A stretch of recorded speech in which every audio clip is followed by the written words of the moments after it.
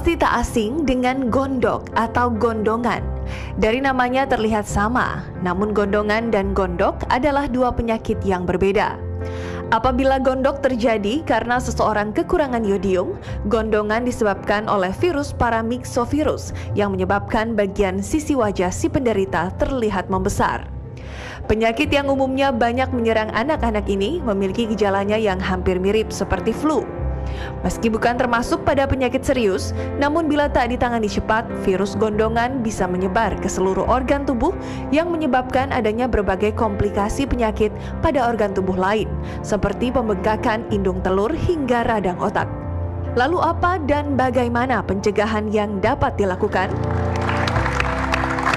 Nah, itulah tadi tayangan mengenai penyakit gondongan loh Mbak Ayu.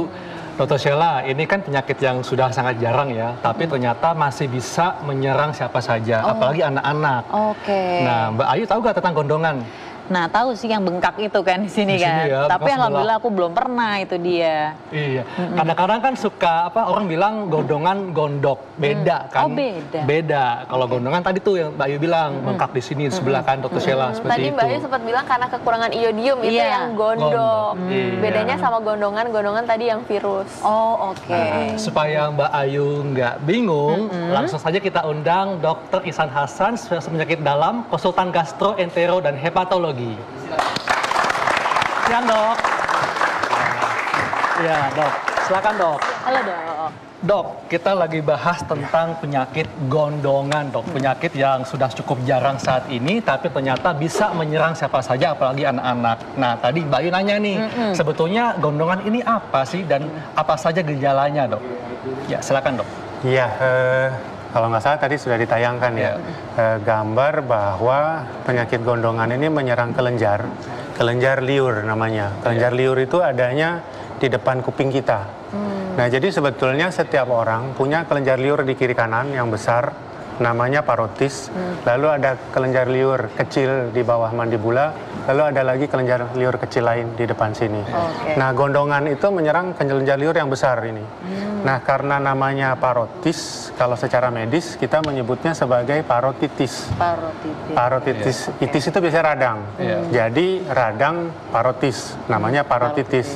Saya nggak tahu kenapa di Indonesia namanya gondongan, gitu. Sehingga akhirnya ketukar antara gondong dan gondong. Nah itu dia saya bingung makanya nih. Ya, jadi gondongan itu beda sekali sama gondok. Kalau gondok kan di sini, kalau gondongan ini di sini. Oh, yang bengkak sampai di sini ya. Nah, gondongan ini punya nama lain parotitis epidemika. Jadi karena kejadiannya kadang-kadang kalau satu orang terkena nular satu sekolah bisa beberapa anak yang kena. Jadi gampang sekali menular. Epidemi itu kan menyebar, jadi menyebarnya cepat. Nah, ini melalui apa dok penularannya? Nah, mungkin harus tahu dulu, gondongan yang kita sebut sebagai parotitis ya atau mumps bahasa Inggrisnya itu disebabkan oleh virus. Jadi virusnya disebut paramyxovirus. Virusnya ini satu kelompok, satu keluarga sama virus flu. Sehingga penularannya mirip sekali dengan influenza, dengan flu. Orang gampang ketular flu, orang juga bisa ketular ini kalau ketemu virus paramyxovirus ini. Nah, pertanyaannya melalui apa? Sama seperti virus flu, karena dia ada di ludah, ini kan kelenjar ludah sebetulnya. Nah, kalau dia meludah, itu kan mengandung virus. Jadi kalau virusnya terbang, terhirup, masuk. Kalau misalnya dia pegang ludahnya, kemudian nggak sengaja taruh di sini, terus ada yang megang lagi, terus taruh lagi ke sini, nempel, masuk. Atau sendok, atau gelas. Jadi menular melalui air ludah. Iya, jadi mesti hati-hati dok ya. Jadi jangan suka bersin sembarangan. Kalau bersin itu nutup Betul, kita gitu diajarkan untuk nutup kalau bersih. Dan jangan suka sharing makanan juga ya dokter. Dan juga sharing alat makan dok ya. Iya, betul. Iya. Nah dok, karena ini banyak virus, tentu gejalanya gejala virus dok ya. Seperti kalau gejala infeksi virus kan kayak demam, kemudian ada pegel-pegel juga. Nah, apa nih gejala yang khas dari gondongan ini dibandingkan gejala infeksi virus lainnya dok? Ya, jadi ada gejala tidak khas, ada gejala khas. Gejala tidak khas sama kayak orang mau flu lah. Meriang, greges-greges, badannya nggak enak, sakit kepala, sampai demam.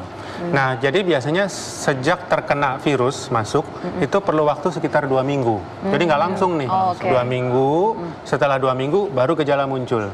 Biasanya gejala muncul demam. Nah, setelah demam, Ini demamnya demam tinggi atau biasa bisa aja? tinggi, bisa sampai tinggi. 38, 39. Iya. Tapi ada juga yang nggak terlalu tinggi. Ternyata kalau makin tua umurnya, makin dewasa, gejala makin nyata. Sementara di anak-anak nggak terlalu nyata. Nah, setelah itu baru mulai gejala yang khas. Karena ini kelenjar liur yang kena, yang keluar adalah bengkak. Jadi sering dia merasa tadinya mau flu aja gitu. Tapi kok lama-lama makin nyeri ya, makin nyeri di sini gitu. Oh, nyeri di sini. Jadi nyeri, kemudian bengkak, jadi merah. Nah, itu yang terasa di awal. Kemudian nanti kalau ngunyah sakit. Kalau ngunyah makin sakit. Bahkan nggak ngunyah kalau dia makan yang asam, berasa sakit. Karena kan kelenjarnya Itu di daerah Iya, mana iya, dok? Di tenggorokannya atau di sakitnya di sini. sabuk atau- Jadi di depan kuping karena dia adanya di sini. Oke. Nah, tapi nanti kan dia bisa menjalar ke otot-otot di sini. Sehingga begitu dia buka tutup, berasa nyeri. Biasanya satu sisi dok? Sering Atau satu dua? sisi, tapi bisa 2 sisi. Oh, bisa 2 sisi juga Bisa dok, 2 ya? sisi, betul. Iya. Dan nah nih dok, dan Mbak Ayu juga, Dr. Sheila, banyak nih mitos yang berkembang di masyarakat tentang gondongan. Tapi ditahan dulu nih, kita tanya dulu penonton di studio, ada yang pernah kena gondongan nggak? Oke, mau bertanya? Iya, silakan dengan Mbak siapa?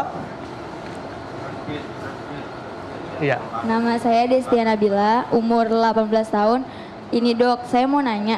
Biasanya tuh kalau lagi gondongan katanya dioles blau itu bisa sembuh. Bener nggak, Dok? Oke, terima kasih. Dok, kayaknya mungkin karena di rumah ada belau nganggur, dipakailah buat ngobatin gondongan. Ini bener nggak dok?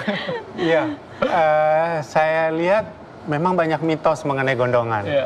Dan mitosnya ternyata nggak salah-salah amat kalau menurut saya.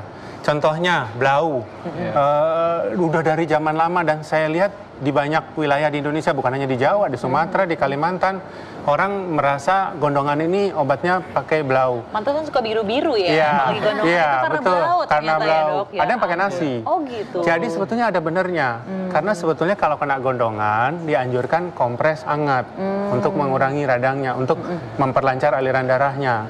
Tetapi tidak harus blau. Jadi sebetulnya pakai kain, pakai air hangat juga nggak apa-apa gitu. Jadi ada betulnya. Ada betulnya dok. Cuma yang susah kalau nggak ada blau kan, ya. Betulnya mungkin karena air hangatnya dok, ya. Air Jadi bisa hangatnya. mengurangi nyeri dok. Iya, ya. Memang betul. nggak ada obat Bukan yang lain blaunya. dok, harus dengan blau. Iya. Ini pertanyaan mengenai obat ya. Gondongan itu karena virus. Iya. Sampai hari ini virus susah diobati. Jadi tidak ada obat khusus yang bisa menyembuhkan gondongan. Oke. Nah, kita dokter suka menyebut virus itu self-limiting disease. Iya. Jadi badan sendiri yang melawan. Kalau badannya kuat, sembuhnya cepat. Nah dok, sebelum lebih dalam nih tentang pengobatan, kita akan kembali lagi nih. Kita akan bahas tentang mitos seputar gondongan. Sesaat lagi tetap di acara Ayo Dok Sehat.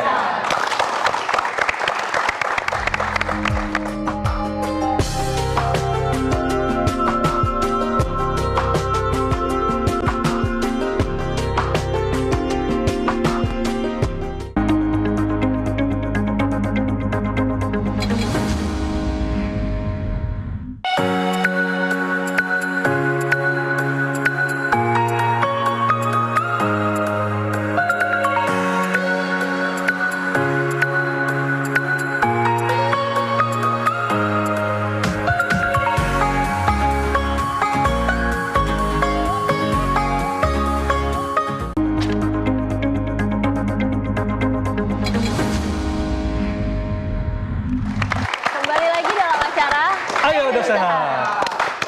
Nah dok, tadi itu sempat masyarakat ini di rumah juga berpendapat bahwa gondongan ini hanya bisa menyerang anak-anak saja, orang dewasa nggak bisa. Nah itu gimana dok? Ya, gondongan memang lebih banyak menyerang anak-anak. Tapi sebetulnya gondongan bisa menyerang orang dewasa.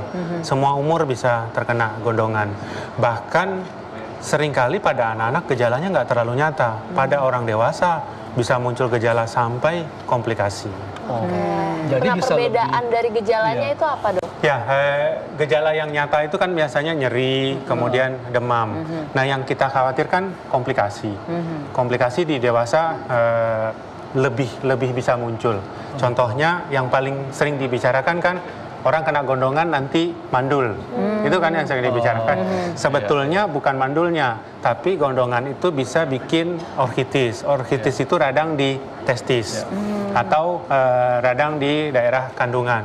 Tapi memang kejadian mandul sih sebetulnya nggak terlalu banyak. Tapi orang jadi takut gara-gara bisa terjadi orkitis. Oke, tapi kalau misalnya ibu hamil dok, terkena gondongan itu gimana dok? Akan mempengaruhi janin yang ada dalam kandungannya nggak? Sebetulnya janinnya nggak terlalu bermasalah untuk ibu hamil.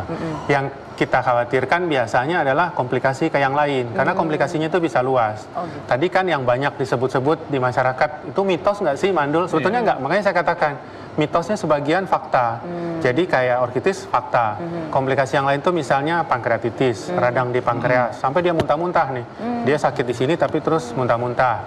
Atau meningitis, radang selaput otak, ensefalitis, radang otak, atau gangguan pendengaran di kupingnya. Karena ini kan dekat sekali ke saraf telinga. Jadi kalau pada orang dewasa ini bisa lebih berat dok gejalanya, Iya, bisa timbul komplikasi ya.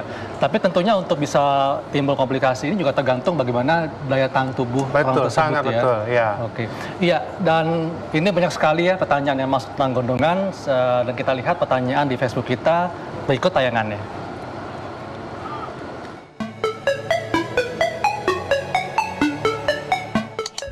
Halo dok, nama saya Pedro, umur saya 21 tahun, saya adalah karyawan swasta.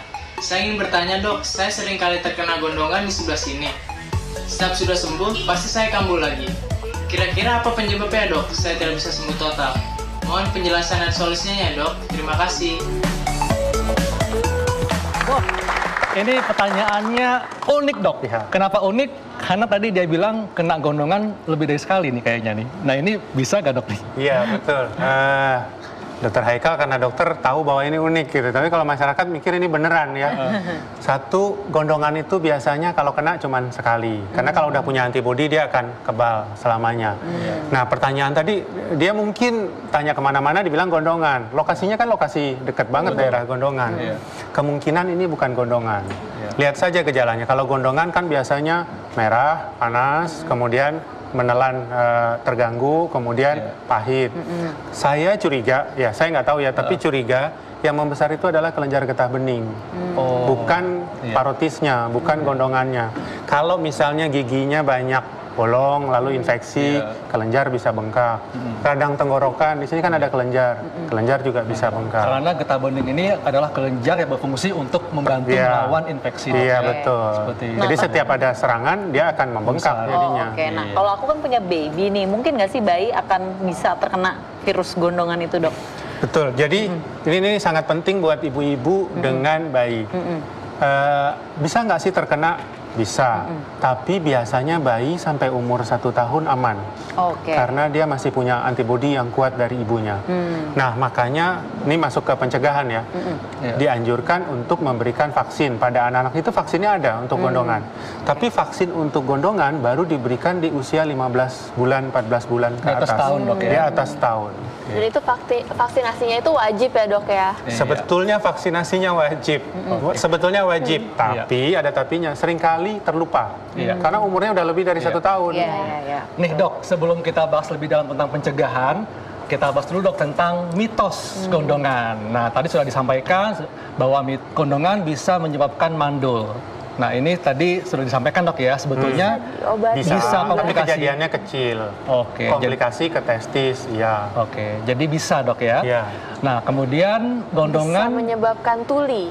Bisa kalau kena saraf ke telinganya. Jadi bisa makanya saya bilang mitosnya banyak fakta nih. Jadi bisa dok ya. Bisa menyebabkan tuli. Nah, kemudian gondongan betul dok ya, menular lewat percikan ludah. Iya, betul. Iya. Nah, kemudian mitos atau fakta, gejala gondongan hanya berupa pipi bengkak. Ini mitos. Jadi gejala gondongan itu bukan hanya pipi, tapi tadi gangguan mengunyah, gangguan menelan, rasa tidak enak, dan demam. Jadi karena ini radang, syaratnya biasanya ada demamnya, jarang yang cuman bengkak saja. Nah durasinya itu berapa lama dok? Mungkin untuk membedakan dengan sakit tenggorokan biasa. Iya, gondongan itu rata-rata sembuh dalam 5 hari sampai 7 hari, rata-rata. Kalau lebih dari itu belum sembuh, hati-hati. Kadang-kadang terbentuk abses di dalam, sehingga harus dikeluarkan nanahnya dari dalam. Iya. Nah, kemudian mitos atau fakta gondongan lebih berat pada dewasa. Tadi benar dok ya. Dan juga tergantung bagaimana sistem daya tahan tubuhnya. Ya. Gondongan saat hamil bisa menyebabkan cacat bawaan. Pada bayi. Tidak benar ya dok? Mitos. Iya, kemudian selanjutnya masih ada mitos atau fakta. Oke, sudah selesai. Iya dok. Nah, tadi kita balik lagi ke pencegahan. Jadi gondongan ini adalah penyakit virus yang bisa dicegah dengan vaksinasi. Iya. Nah, tapi kalau misalnya sudah terkena gondongan, apa nih yang dapat dilakukan oleh pemirsa di rumah? Tadi seperti kita sudah bahas bahwa ini penyakit yang sembuh dengan daya tahan. Ya. Jadi nomor satu adalah memperkuat daya tahan. Bagaimana cara memperkuat daya tahan? Istirahat. Jadi obatnya istirahat. Jangan keluyuran lagi, istirahat. Dua keuntungannya istirahat. Satu, dia penyembuhannya akan lebih cepat. Yang kedua, dia nggak nularin kemana-mana. Kadang-kadang anak udah gondongan masih disuruh juga sekolah. Akhirnya teman-temannya ketularan. Betul. Nah, yang kedua adalah menjaga gizi makanan. Orang dengan gondongan jadi malas makan, pahit. Kalau dia makan yang asam-asam itu makin berasa lagi sakitnya. Karena kelenjar liurnya kan jadi mompa tuh, mompa liur. Oleh karena itu yang dipesankan adalah menjaga cairan. Kalau dia nggak bisa makan nasi atau bubur, jangan dipaksa. Minum aja udah. Minum aja. Kayak tadi air kelapa ya, kasih air kelapa. Iya. Betul kan, air kelapa manfaatnya banyak, bisa juga untuk membantu pengobatan gondongan dok ya, supaya tidak jadi lebih berat ya. Betul. Nah, pemirsa di rumah yang ingin bertanya, silakan kontak hubungi nomor telepon yang ada di layar kaca Anda, karena topik kita saat ini sangat menarik, yaitu tentang gondongan. Iya, dok. Tadi dokter sudah singgung mengenai komplikasi ya, komplikasi pada dewasa lebih berat. Nah, kemudian kalau misalnya pada anak-anak, kalau sistem daya tahan tubuhnya itu juga nggak bagus, dan juga pengobatannya mungkin terlambat, komplikasi apa nih yang bisa muncul dok? Jadi komplikasi tadi yang pada anak bisa muncul tadi adalah ke otak, meningitis atau ensefalitis. Jadi dikatakan sebetulnya pada penelitian, dilihat cairan meningsnya, cairan dari kepala itu, si virusnya itu ada di situ, tapi beberapa orang nggak muncul gejala. Nah, itu yang dikhawatirkan. Kalau daya tahannya turun, muncullah gejala meningitis pada anak. Kadang-kadang bisa muncul infeksi tempat lain. Karena daya tahannya turun, yang infeksi parunya. Jadi radang parunya yang memberat itu kan yang kita khawatirkan pada anak. Pada dewasa biasanya nggak kayak begitu. Ada gak nih dok, komplikasi yang paling berbahaya yang bisa menyebabkan kematian? Meningitis dan radang otak tentunya bisa menimbulkan. Yang satu lagi pankreatitis. Pankreatitis ini saya selalu bilang penyakit unpredictable. Gitu. Nggak tahu, muntah-muntah kan enzim pankreas itu merusak. Jadi begitu dia keluar, rusaklah usus dan sebagainya. Sehingga kalau orang gondongan mengalami pankreatitis, dia harus puasa. Harus puasa. Jadi makanannya lewat infus. Mungkin masyarakat di rumah juga penasaran nih dok, untuk cara pengobatannya apakah harus di rumah atau harus di rumah sakit? Ya, sebetulnya tidak harus dirawat. Tidak harus dirawat di rumah sakit, tapi saya selalu menganjurkan dia jangan keluar. Dia harus diisolasi. Nah, isolasi di rumah ini masalahnya kalau dia seorang anak, punya adik, punya kakak, dia risiko menularkan ke adik, ke kakaknya. Sehingga kadang-kadang kita menganjurkan di rumah sakit supaya terpisah dari anggota keluarganya. Di rumah sakit pun biasanya kita taruh di kamar yang terpisah. Nah, kalau Mbak Ayu, mungkin ada gak pengalaman, mungkin keponakan atau mungkin anak temannya Mbak Ayu pernah kena gondongan? Nah, ada sih waktu itu keponakan aku ya, masih ya itu anak-anak sekitar SD gitu ya. Aku ngeliatnya ya itu dia bengkak, terus biru. Bengkaknya sebelah atau dua-duanya? Dua-duanya. Terus biru mungkin ya itu karena pakai blau itu ya. Tapi yang aku tahu memang dia akhirnya mengeluarkan teman-teman di sekolahnya gitu. Makanya soalnya dia walaupun sakit gondongan itu tetap masuk sekolah, jadi teman-temannya ketularan gitu. Tapi sekarang kayaknya udah jarang ya dok ya? Ya, ini memang penyakit udah jarang gondongan karena ada vaksinnya. Tapi ya itu dia salahnya, anak udah gondongan masih aja sekolah. Nah, jadi menularkan teman-temannya malah ya. Kita angkat telepon dulu. Halo, dengan siapa di mana? Iya Mbak. Ibu Asmi di Langsa, Aceh Timur. Ibu Asmi, apa yang mau dikonsultasikan Bu? Ya. Apa yang mau dikonsultasikan Bu? Ini anak ibu kan 10 tahun sakit. Sekarang ini macam epilepsi, asal kepening ya, lihat dari awalnya 9 tahun yang lalu waktu SMP pipinya bengkak kayak bapak dokter nih cerita masih orang gondongan di pipi. Oke, waktu pas SMP ya? Pas SMP habis itu kan deh ibu bawa ke rumah sakit. Bapak itu kan ada kartu apa itu, ibu kan orang karyawan kebersihan. Ada kartu apa itu ibu bawa ke Nadine. Habis itu sampai itu ada kira-kira 3 jam. Dokternya nggak sanggup, disuruh bawa ke Medan. Di pipinya gembung bengkak, ada matanya 2 gitu kayak bisul. Oke. Lalu selain itu gejalanya ada apa lagi, Bu? Selain itu gejalanya ada apa lagi, Bu? Itulah terus matanya kan deh kan sembuh itu kempes itu yang gembung tadi matanya agak ketarik sekarang dia agak istilahnya katanya juling gitu. Tapi diperiksa ke dokter matanya nggak ada apa-apa 4 kali diperiksa. Cuma sering pening aja arah ke kiri sampai sekarang nggak ada obatnya deh. Ibu udah berobat kemana-mana deh. Oke, baik Bu, kita akan coba jawab ya Bu ya. Iya. Terima kasih Bu. Iya, silakan Dok. Gimana dokter? Jadi pertanyaannya kalau nggak salah pernah umur 9 tahun kena gondongan, sekarang sudah kempes, kemudian sekarang matanya jadi ketarik tadi ya. Matanya jadi saya nggak kurang nangkep ya. Tapi biasanya sih gondongan itu sembuhnya sembuh sempurna. Iya. Jadi kalau sembuh nggak ada masalah di kadang-kadang bengkaknya lama, dia udah sembuh tapi masih sisa bengkak. Mungkin harus dicari lagi kenapa matanya, apa betul kaitan, karena gondongan ini sarafnya sebetulnya ke sini, bukan ke sini. Berarti mungkin bukan karena gondongan Dok ya, beda mungkin ya. penyakit yang lain juga mungkin ya. penyakit yang lain juga ya. Iya. Nah Dok, kalau misalnya tadi dokter bilang bahwa gondongan itu disebabkan oleh virus, virus bisa sembuh sendiri. Artinya kalau kena gondongan maka yang dilakukan adalah istirahat. Betul. Kemudian mencukupi kebutuhan cairan. Kemudian juga mencukupi kebutuhan gizi yang baik, sehingga nantinya bisa meningkatkan daya tahan tubuh dan bisa membantu penyembuhan dari gondongan. Seperti itu Dok ya. Nah dokter mungkin ada tambahan Dok? Untuk mereka yang sudah kena gondongan, itu sebetulnya udah seluruhnya. Tetapi mungkin yang harus diperhatikan adalah ada muncul komplikasi-komplikasi atau tidak. Kemudian yang kedua, mungkin ada baiknya kita menyadari bahwa vaksinasi bukan hanya buat anak-anak. Vaksinasi gondongan buat dewasa juga diberikan. Nah, jadi nggak ada salahnya kalau melakukan vaksin. Kalau waktu anak-anak belum. Mungkin generasi saya nggak tahu generasi Dr. Haikal. Kalau anak-anak sekarang kan umumnya sudah divaksinasi. Tapi untuk yang dewasa dulu itu belum populer MMR. Jadi sebaiknya dilakukan vaksinasi. Hal lain adalah mungkin obat-obatan. Yang ditanya, saya harus minum obat apa? Yang dianjurkan biasanya obat anti nyeri. Bisa juga obat-obat anti radang, anti nyeri dengan anti radang. Perlu antibiotik atau tidak? Saya merasa karena ini virus, kita tidak perlu memberikan antibiotik. Kecuali kalau kelihatannya berlama-lama nih. Berarti ada infeksi bakteri, baru dikasih antibiotik. Nah Dok, ini pemirsa mungkin masih penasaran Dok. Tadi dokter bilang bahwa gondongan bisa menyebabkan komplikasi mandul atau orkitis tadi kan, atau radang pada indung telur atau tuli. Nah ini bagaimana Dok jalannya nih bisa timbul komplikasi ini? Ditahan dulu Dok, ada telepon masuk. Halo, dengan siapa di mana? Ya, saya Ibu Ani di Padang.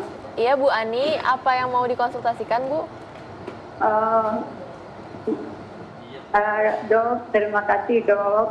Saya ingin menyampaikan ini Dok dan bertanya. Semasa saya kecil dahulu, saya pernah kena penyakit gondongan ini. Kalau di kampung saya namanya dulu yaitu beku anjing. Jadi waktu saya kecil di zaman Jepang dahulu, dokter tidak ada. Yang ada dokter hanya jauh di kota. Sedangkan kendaraan untuk menumpang juga susah. Maka saya diobat oleh orang tua saya dengan meminum air kelapa 3 kali sehari. Kemudian yang bengkak di dekat telinga itu, karena orang kampung biasanya memasak nasi 2 kali sehari, maka diambil nasi panas itu dibungkus dengan kain, lalu dibarut-barutkan ke sana. Kemudian nasi itu diberikan kepada anjing. Bagaimana itu dokter? Apakah masih bisa dipakai pengobatan seperti itu? Karena sekarang sudah banyak ada vaksinnya. Itu saja dokter, banyak maaf, terima kasih. Assalamualaikum. Waalaikumsalam. Terima kasih Ibu. Ya, dok, ini juga unik dok pertanyaannya. Ya, seru nih pertanyaannya. Ya, seru, dok. Sebagian mitos, sebagian fakta. Betul. Iya. Jadi ibu ini zaman dulu memang gondongan itu banyak karena vaksinnya kan belum ada. Ya. Jadi diobati pakai kompres tadi, nasi hangat yang ditempelkan. Nah, itu ada mitos kalau ditempel virusnya pindah kasih ke anjing, Oh, itu nggak pindah ke benar, tapi anjing. ya, Dok, Itu ya. memang saya dengar kayak begitu. Gitu. Jadi sebagian betul, Iya. mengompresnya betul. Ngompres karena bisa mengecilkan Iya, ya, memberi tapi melempar nasinya terus biar dimakan anjing, itu mitos. malah enak ya anjingnya. Kasihan anjingnya nanti Oh, gondongan iya. juga. Oke, iya dok. Nah, tadi dok tentang komplikasi dok yang tadi. Kenapa kok gondongan itu bisa komplikasinya ke kemandulan, kemudian tuli. Nah ini bagaimana dok jalan ceritanya? Permisa ingin tahu dok. Jadi virus gondongan ini bisa pergi kemana-mana. Iya. Dia bisa terbawa aliran darah, dia bisa juga terbawa aliran kelenjar getah bening. Bisa juga masuk ke saraf. Jadi tuli karena gangguan ke saraf, yang lain karena aliran darah. Oke, baik dok. Ada penelpon lagi. Halo, dengan siapa di mana? Halo. Yang Ya. punya yang telepon saya belum dijawab tuh. Ini dengan ibu siapa? Bu Isya tadi. Bu Ica. Iya, apa Bu tadi pertanyaannya? Tiroid. Saya hypertiroid. Hipertiroid. Jadi perbedaan hipertiroid dan gondongan itu ya Bu? Iya. Oke, baik. Terima kasih Bu. Iya. Iya, silakan dok. Ya, ini penting dijawab. Tadi kita bahas sedikit ya. Jadi hipertiroid itu akan membuat kelenjar besar. Yang membesar adalah kelenjar tiroid. Bahasanya di masyarakat adalah gondok. Jadi hipertiroid, tadi di gambar pertama kalau nggak salah muncul yaitu kelenjar yang di sini. Sementara gondong yang kena adalah kelenjar parotis. Parotis, ya. Sehingga hipertiroid sangat berbeda dengan gondongan. Iya. Pada hipertiroid yang masalah adalah kelenjar gondoknya. Iya. Nah, ini bukan sakit cuma sehari 2 hari. Hipertiroid itu bisa bertahun-tahun. Bisa kronis dok. Ya, jadi kalau saya bicara virus kemudian 5 hari sembuh adalah gondongan, Iya. bukan hipertiroid. Hipertiroid perlu obat. Bahkan kadang-kadang obat itu bisa bertahun-tahun diminum. Jadi sangat jauh berbeda antara gondong dan gondok. Gondok itu begitu. Oke, ada batasan umur nggak sih dok? Mungkin nanti setelah umur 50 akan mengurangi terkena virus gondongan atau gimana dok? Biasanya makin tua akan makin menurun. Jadi makanya vaksinasi pada dewasa pun dianjurkan pada usia 19 sampai 50-an. Iya. Jadi gondongan adalah penyakit yang disebabkan oleh virus yang bisa sembuh sendiri, dan kalau sudah kena gondongan maka tentunya istirahat dok ya. Betul. Kemudian cukupi kebutuhan cairan, tetap makan makanan yang bergizi, dan tentunya yang lebih baik adalah vaksinasi ya ketika usia 1 tahun. Iya. Dan makanya oleh karena itu kita sangat penting untuk menjalankan pola hidup sehat. Jadi kalau kena gondongan jangan galau. Oke, Dr. Sheila, setelah ini kita akan bahas apa dok? Setelah ini kita akan ada cara sehat. Nah, cara sehatnya itu bagaimana kalau misalnya kita di kantor tidak menurunkan stamina kita. Oke, kayaknya seru nih ya. Kayaknya seru. Sesaat lagi tetap di acara Ayo Dok Sehat.